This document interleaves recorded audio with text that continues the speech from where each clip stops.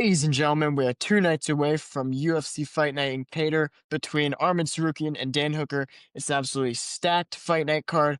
We have a ton of good fighters on here. I know I'm excited to watch Shamrock and my boy Luke Riley. I'm excited to watch them make their debuts. They're coming over from the UK. We talked to Ryan Loader going into his fight. He said he's had a very confident training camp. He said it was one of his best camps. So we talked to him before his fight. Excited to watch Begset Almakan going up against Alexandre Topuria, Ilya's brother. Excited to watch Dalby versus Sagid Izgakamaev. Excuse me if I butcher some of these names. Some of these names are kind of crazy. Probably my favorite fight on the entire card, Horiguchi going up against Tijir Ulanbekov. That's a very fun fight. Waldo Cortez Acosta stepping in on 3 days' notice to fight Shamil Gaziev, an up-and-comer. Fun fight. Jack Hermansson versus Ulanbekov-Horiguchi. That became an out-of-nowhere fight at the welterweight level, but I'm very excited to watch that fight happen. And then even like Tsarukyan Hooker and Muhammad Gary, like they have chances to be really competitive fights, but they also have chances to be very dominant performances. But with that being said, we're going to go through our entire predictions of the card, and then we will be giving you kind of just my rundown of who I think is going to win and why. Starting off with Marek Boljlo going up against Denzel Freeman. This one's an easy one for me, honestly. He's the minus 200 favorite currently, Denzel Freeman. I'm going to go with him here. Mainly because he's been in the LFA and PFL. He did lose 3 fights ago to Isaiah Pinson, which if we look at kind of Isaiah Pinson over in the PFL, you know, he's 4-2.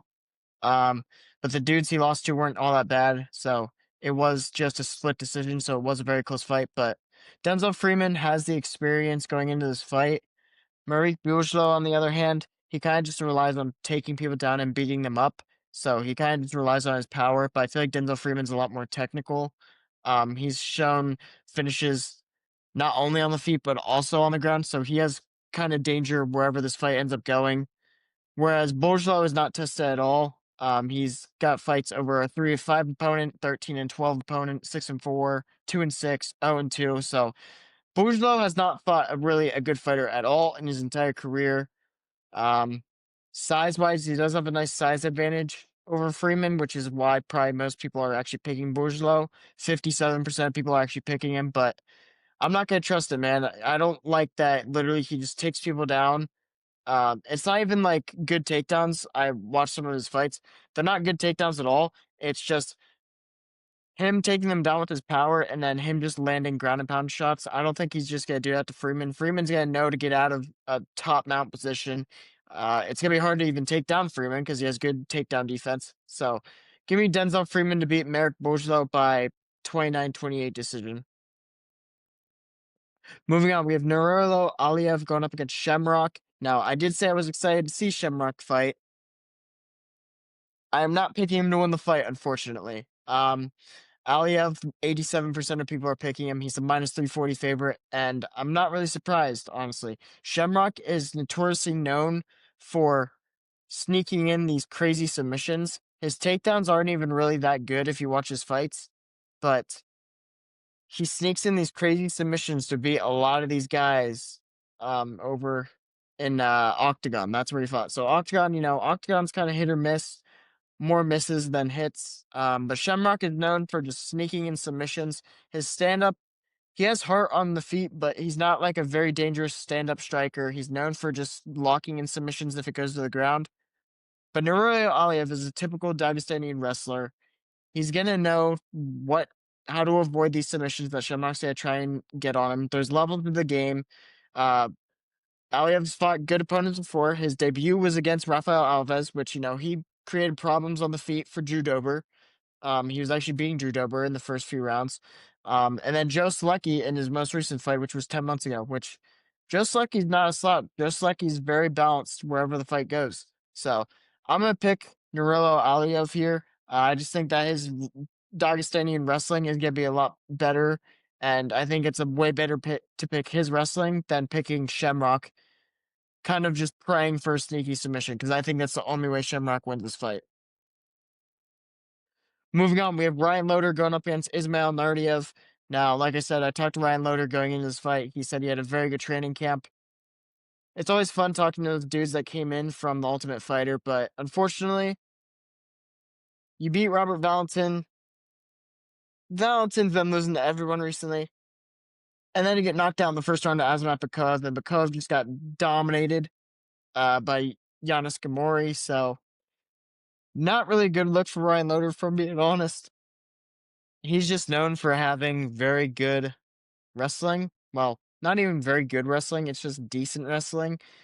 Ismail Nurdiev, though, you know, he's coming off a loss to Jungwon Park, but Jungwon Park's a way better wrestler than Ryan Loder, so I'm not really worried about that all that much. But it was mainly the stand-up that was doing more damage to him, but I might trust Nurdiev here. It's just because I know he's gonna be a lot quicker than Ryan Loder, and Nurdiev is insanely fast, and he has pretty good takedown defense. I know we didn't really see it all that much in the Jungwon Park fight.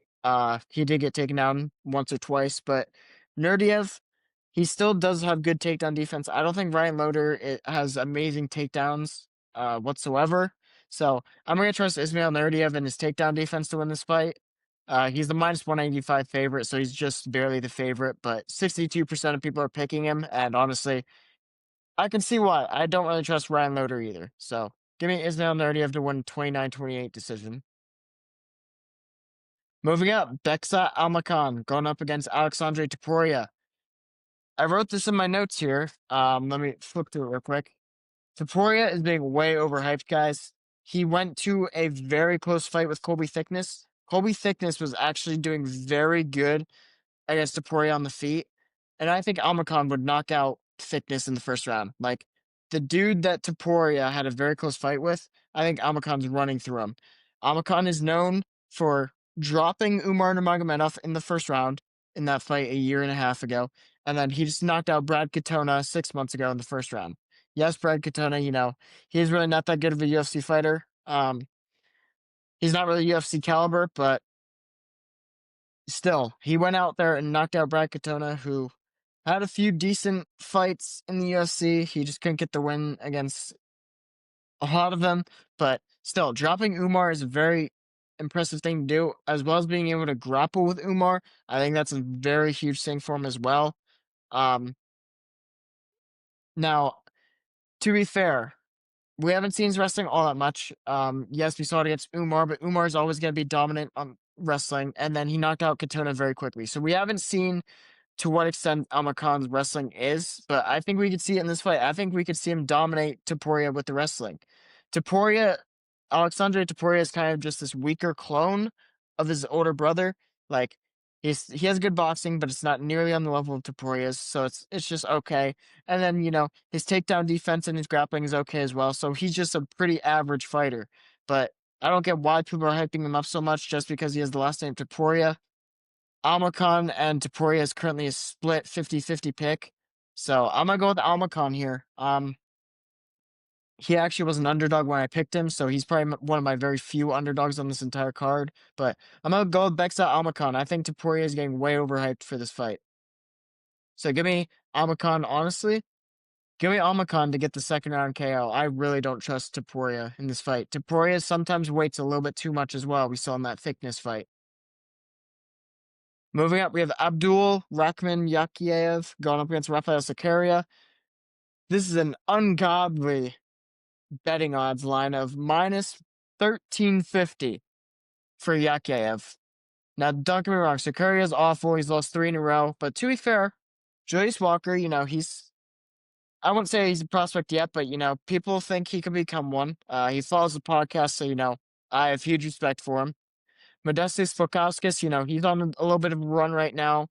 And then Abel Aslan, that's a pretty bad loss. But his most 2 recent losses weren't really that bad, and he was actually doing a little bit of good things on the feet against Julius Walker. Like, he hit Julius Walker with some good strikes in that fight. Now, he did lose it convincingly, but still, I thought there was moments where Walker was actually in trouble against the cage. But I'm still gonna go with Yakiev here. Cerqueira is not really dangerous anywhere. I know he said he hurt Walker a little bit, but it still didn't look like Julius Walker was like taking damage. Like it seemed like a hard shot, but Walker just kept coming forward. Like he kept landing these shots.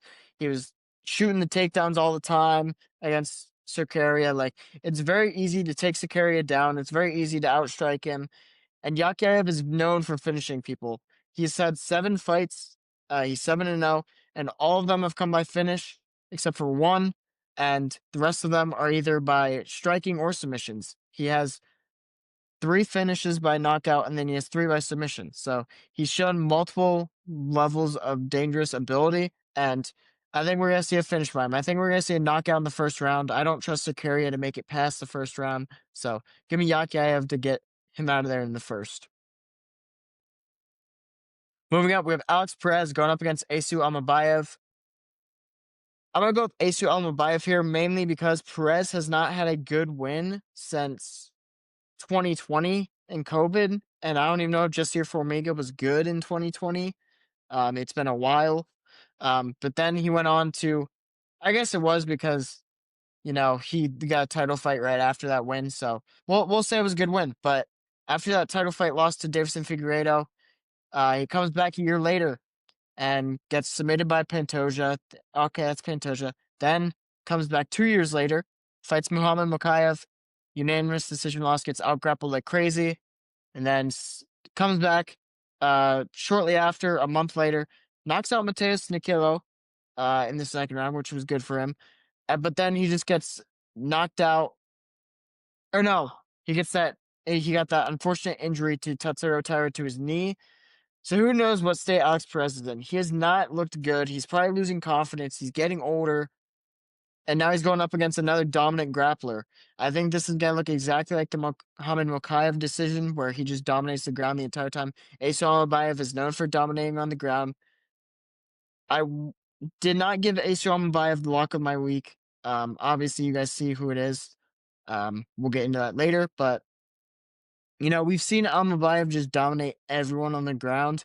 And the only person he lost to is Manel Kopp, because Manel Kopp has good takedown defense and he has very good striking. So we saw that happen. But for Perez is not going to be able to stop the takedowns from Almabayev. Almabayev should dominate with a large amount of control time. And maybe he even finds some submission late, but I'm just going to go with the 29-28 Asu Almabayev decision one. Moving up on the card, we have Sagid Isgatmaev. Jeez, his last name is awful to say.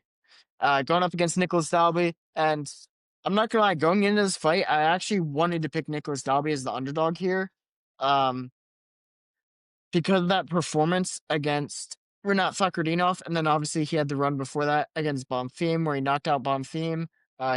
He beat Muslim Slikov, and then he had a split decision to Worley Alves. So he was on a little bit of a run, but I went back and watched that Randy Brown fight from 6 months ago, and he did not look like the same fighter at all.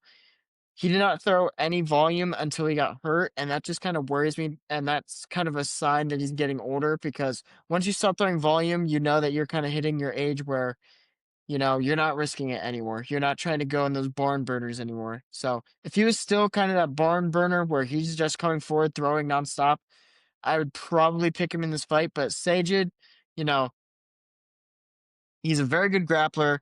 I think that he has shown it multiple times. He's coming off of a huge finish in his most recent fight to Shinya Aoki, which Shinya Aoki, one of the best highlight reels you will ever see. Go watch him. But his submissions are insane. He's had a lot of fun fights. But yeah, Sagid went out there and knocked him out in the first round. So that was a huge performance for him, because he knocked out a very talented fighter. And then before that, he dominated Lepang Zhang on the ground. Sagid also gets hit very easily, but I think both of them kind of absorb a lot of strikes. So I'm going to go with the grappling of Sagid. We haven't really seen Dalby get dominated on the ground.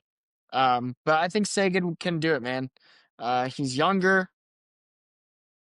It's been a while for him getting to the UFC, but it's been a long time coming, and that performance against Shinya Aoki really impressed me. So I hope he doesn't try and like prove us wrong by standing up with Nicholas Dalby, because if he does end up getting Dalby to finally start throwing more, it's gonna be bad for him. So Seged should just focus on hitting the jab, eventually shooting the takedown, and then just dominating on the ground, which I believe he will do. That's what most Russian fighters end up doing when they're grapplers. So give me Seged to get a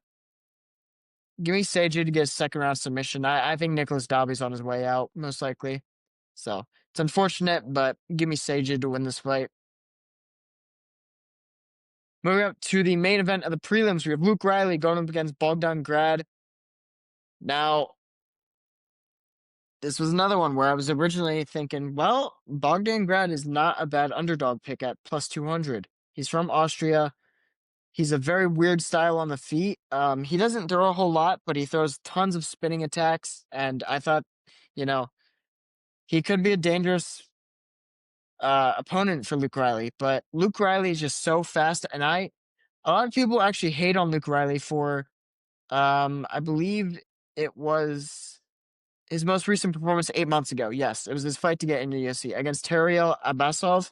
Um, we saw in that fight, Luke Riley got taken down like 3 or 4 times in that first round, but he didn't get dominated on the ground at all. Luke Riley got up immediately after he got taken down, and then in the second round, guess what happened? Tyrell shot 3 or 4 in the second round, and Riley stopped every single one of those takedowns.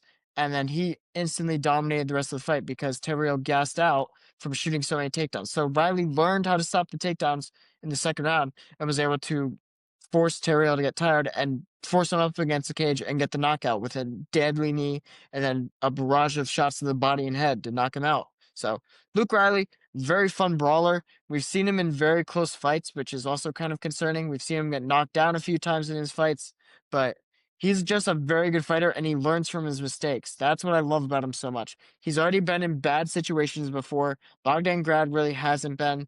So I think Luke Riley, I think he'll lose the first round potentially. If he doesn't get the quick knockout, he might lose the first round to Bogdan Grad, maybe taking him down. But I see it performing exactly like the Tariel fight, where he's going to learn how to stop the takedowns and he won't get taken down the rest of the fight. So I'm going to trust Luke Riley to get the win here. But like I said, Bogdan Grad, he has those super crazy spinning back fists and those spinning heel kicks, excuse me.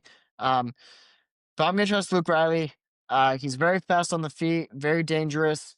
He also has a little bit of BJJ. He doesn't use it all that much because he primarily focuses on striking people.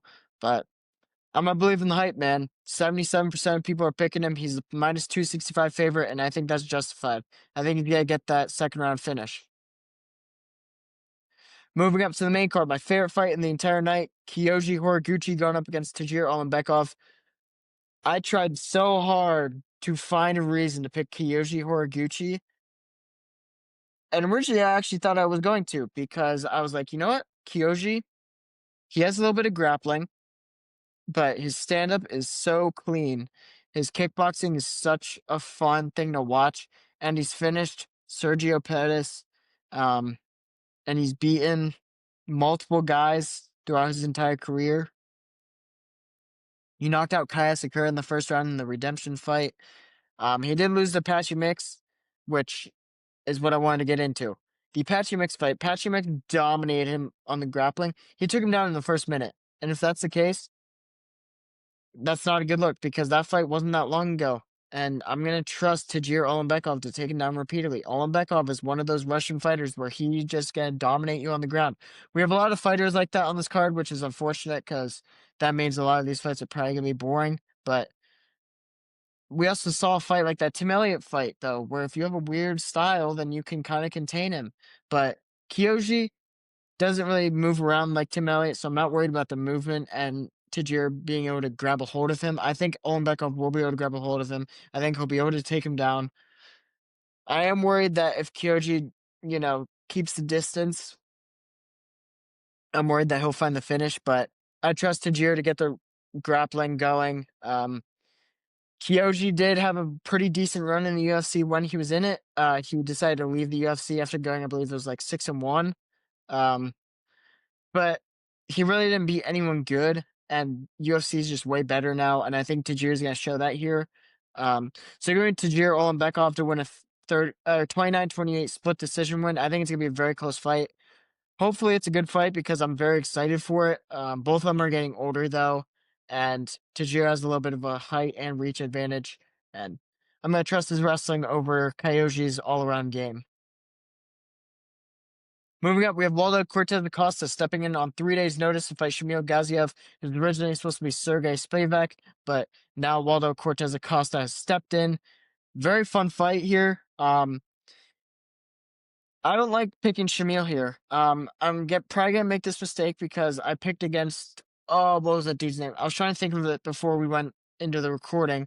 But I picked against another, you know, Islamic fighter. I forget if he was Islamic or not, but I picked against one of those fighters, and because he was taking a huge step up, and he went in and knocked the guy out in the first round. But Waldo Cortez Acosta has shown that he's a contender legitimately. The D'Elia fight was kind of weird. Like, I don't know how to feel about that because, like, he got eye poked, which is why he completely stopped. That's why he didn't try and move around anywhere.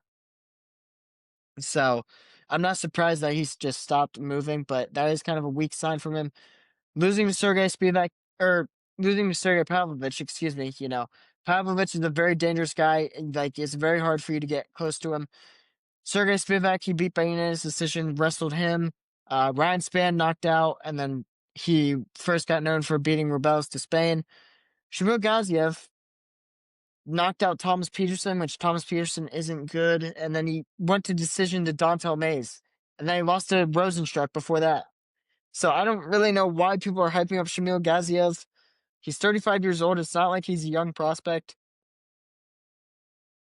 They basically have the exact same frame. Cortez Acosta has good wrestling, but Gaziev has good takedown defense. Cortez Acosta is going to be more quick on the feet. His striking is going to be quicker.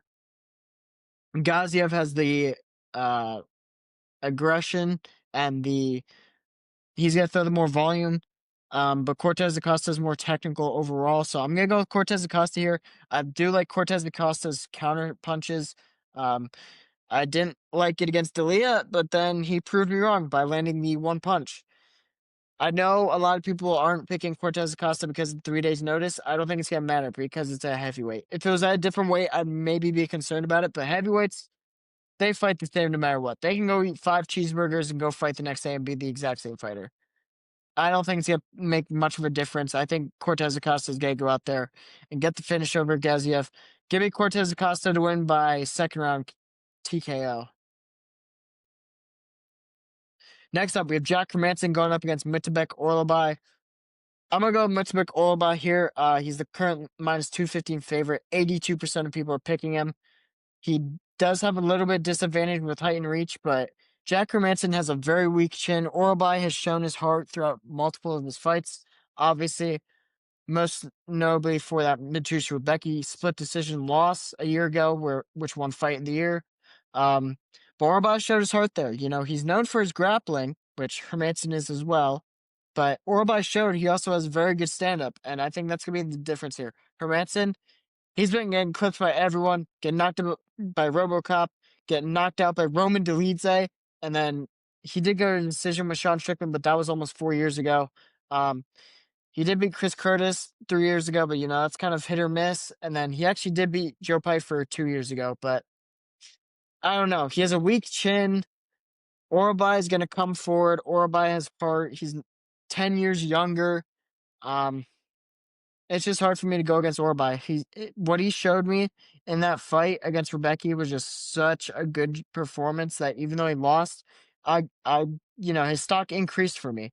So Hermansson, I think he's on his way out.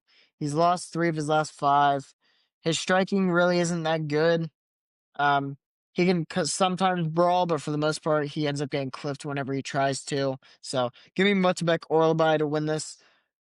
Give me Multibeck by second round TKO. I don't think Jack Hermansson's gonna make the decision. And if it goes to the ground, it's very even. But it's gonna be very hard for Hermansson to drop all that weight. And I do think Hermansson's actually gonna miss weight for this fight, if I'm being honest. I think Hermansson's probably gonna be around this is gonna be a 170 fight because it's at welterweight.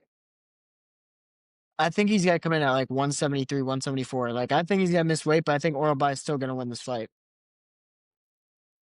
Moving up, we have Volkan Ozdemir going up against Alonzo Menifield. I do like Alonzo Menifield, not his fighting style, just him as a person. Um, it just sucks that he had a rivalry with fucking. It sucks that he had a rivalry for Jimmy Crute for like a year or two. Like that was just annoying how that happened. But I thought Mirzakhanov is who I was thinking about. Great, because Alonzo Menifield got knocked out by him. I picked against Azamat Mirzakhanov against Rakic. Yeah, I remember that was a rough look. I thought Rakic was going to do a lot better, but Mirzakhanov was able to knock him out in the first round. I picked against him, but hopefully I get this Gaziev pick right. But we're looking at Alonzo Menifield here. Barely beat Julius Walker on short notice. It was a split decision. Um, we don't really know how good Julius Walker is yet. And then he beat Umar Sy by unanimous decision, which Umar Sy, he just has powerful hands, and that's really it. But before those fights, he got knocked out by Azamat Murzakanov and Carl Solberg, so he can get blitzed. And who better to blitz him than Volkan Ozdemir? Ozdemir seems to knock out everyone that's not a contender. Like, if you're not fit for the top 10, then he's probably going to lose, because we look at him throughout his career. Comes to the UFC, beats Ovince St. Preux, beats Mirsha Kirkunov, beats Jimmy Manuel, then gets his title fight against Daniel Cormier. Obviously loses. Then he comes back towards the middle of the year, loses to Anthony Smith when he was a contender, loses to Dominic Reyes right before Reyes gets his title shot. Then comes back, beats Alir Latifi and Rakic, who weren't contenders. Then loses to Prohashka, which Prohashka was on his come up at this time, so Prohashka turned into a contender. Then he loses to Ankalaev. Ankalaev was obviously a dominant grappler and a contender. Then beats Paul Craig, prospect at the time. Well, I guess kind of wasn't really a prospect, but Paul Craig was just there in the rankings. Loses to Nikita Krylov, but Nikita Krylov, he was number 10 at the time, so that's not necessarily a bad loss. And Krylov is a very tricky fighter, especially in 2022. Then he goes and submits. Sorry about that, guys. I don't know what the heck just happened, but it completely just stopped recording. But yeah, beats a guy like Guskov, which Guskov's getting a huge step up in Jan Blachowicz. I know Jan Blachowicz is getting really old, but Jan's still a good win if you end up beating him nowadays, even though he's old. Then he knocks out Johnny Walker in the first round, and then he does lose to Carl Solberg, but that's by decision. Losing to Carl Solberg by decision with how dangerous he is not a bad loss. Going up against Alonzo Menifield, he doesn't have to worry about Menifield striking, so I think Ozdemir is going to come out really aggressive. Kind of like that Johnny Walker fight, because he knows that Walker gets really weird stylistically, and throws these crazy shots if he keeps the distance. So Ozdemir just went in right away and pressured him. I think you can get pressure Menifield right away, get the first round TKO, and honestly, he was my second option for lock of the week, if I'm being honest. So I'm very confident in Volkan Ozdemir to beat Alonzo Menifield. Menifield does have good wrestling, but I don't even think he'll get the chance to go to at any point throughout this fight. So give me Volkan Ozdemir to win by knockout in the first round. Menifield just can't really beat any contenders or former contenders for that matter. And he kind of just beats guys that are borderline ranked. So give me Volkan Ozdemir to win by first round TKO. I'm trying to rush through these so that it doesn't happen again. I'm sorry about that, but Bilal Muhammad going up against Ian Gary. I'm gonna go with Ian Gary here. We don't really know how good Bilal Muhammad's takedowns are anymore. No, I'm just kidding. He's obviously still a good grappler, but I think Ian Gary's gonna be able to stop the takedowns here. People say that Bilal wasn't trying to take down JDM. He shot so many takedowns throughout the entire fight. I don't know what people are talking about, but he does get too overconfident in his hands. We did still see that in the JDM fight, but he did also try and wrestle. But Bilal gets too confident in his hands, and I think Ian Gary is going to be very good at landing shots from the distance. Bilal's going to try and do that aggressive inside the pocket boxing that he always does. And don't get me wrong, he's a very underrated striker, I believe, but Ian Gary is very good at peppering you with strikes from the outside where you can't even hit him. That's how he wins most of his fights. He turns into a very slow fight. he turns it into his advantage. It becomes a boring fight, but he ends up winning it because you can't hit strikes on him, and he lands a very few on you. Um, but I think he's got pepper Bilal Muhammad with these jabs and kicks that keeps Bilal away from him. And then Bilal's just going to start panic shooting because he's losing these rounds. And then Ian Gary's going to stop them easily, kind of like JDM was, because Bilal Muhammad does not shoot at good opportunities. He kind of just shoots randomly. So Ian Gary should be able to stop them. I do love that Carlos Prates performance from Ian Gary, because we know Carlos Prates is very dangerous on the feet. So I'm not worried about Bilal Muhammad knocking him out. And who really knows how Blumholm's going to look? He's 37 years old. He's getting older. And people kind of said that after that JDM fight, he's going to fall off. And I do believe that. I think Ian Gary's going to beat him here. So give me Ian Gary to win this by 29-28 decision. Bilal might be able to sneak around like either the second or third. But Ian Gary should win it by decision here very comfortably. I don't think it's going to be hard for him to stop the takedowns, especially with his height advantage as well. I think that's going to play a factor as well. Now, moving on to the main event, we have our lock of the week, Arman Tsarukyan going up against Dan Hooker. Pains me to say it. Arman is currently a minus 440 favorite for Topology, but on DraftKings, it's minus 600, which is crazy to me. I think it should be a little bit closer than that, but pains me to say it. Dan Hooker, I wish I could pick you.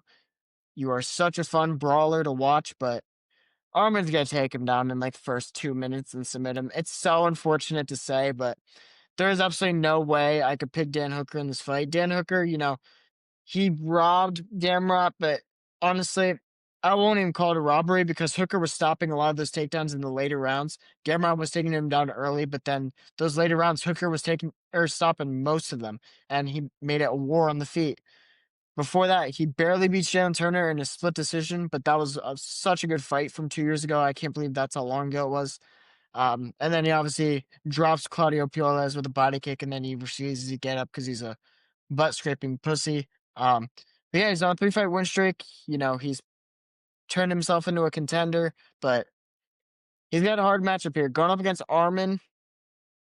Arman's just so dangerous on the ground.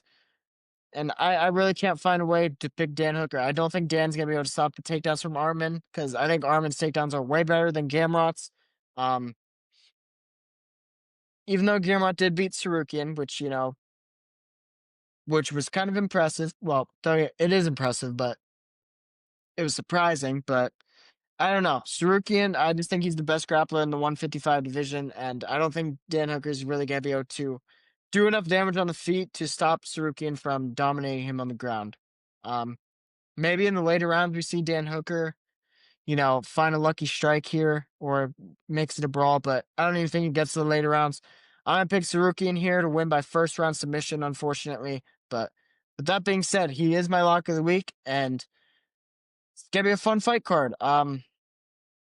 Looking forward to seeing Jack Hermansson versus Ulanbekov-Horiguchi, Waldo Cortez Acosta versus Shamil Gaziev, Horiguchi versus Tajir Ulanbekov, Luke Riley versus Bogdan Grad, Sajid Izgakmaev going up against Nicholas Dalby, Beksa Almakan going up against Alexandre Temporia. There's a lot of fun fights on this card, and I'd probably give it like a 9 out of 10 for a fight night. So very excited for this card. I hope you guys enjoyed this episode. I tried to break it down as good as I could. We started a new college basketball podcast with my brother, so I'm going to be trying to work 2 podcasts while doing part-time for my actual job. So a lot of my time is being used up between these 2 podcasts and working. So I kind of rushed through these predictions, but hopefully you guys enjoyed this episode. I tried to give you as much information as I could. But with that being said, I'm going to sign off here, and you'll be seeing my review probably on Sunday. So thank you guys so much for listening, and we'll see you guys next time.